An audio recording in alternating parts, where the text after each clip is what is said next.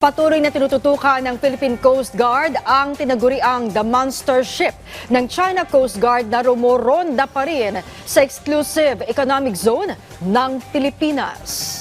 Samantala, nagsagawa naman ng unilateral exercise ang mga barko ng Philippine Navy sa bisinidad ng Bajo de Masinloc na bahagi pa rin ng mga pagsasanay para protektahan ang ating mga karagatan. Narito ang ulat. You do not possess any legal authority to patrol inside the Philippines Exclusive Economic Zone. You are directed to depart immediately and notify us of your intentions. Your illegal activity will be reported to higher authorities. 2 linggo nang bantay sarado ng Philippine Coast Guard ang The Monster Ship ng China Coast Guard na patuloy ang iligal na pananatili sa Exclusive Economic Zone ng Pilipinas. January 4, unang na-detect ang naturang barko ng China na nakalapit pa ng 54 nautical miles mula sa Zambales.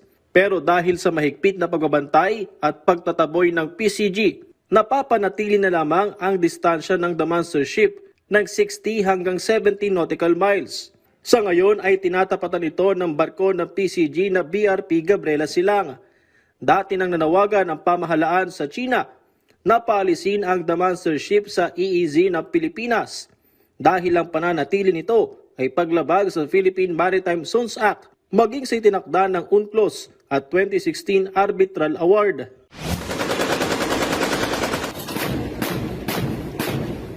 Sa bisinidad naman ng Bajo de Masinloc, nagsagawa ang Philippine Navy ng unilateral exercise.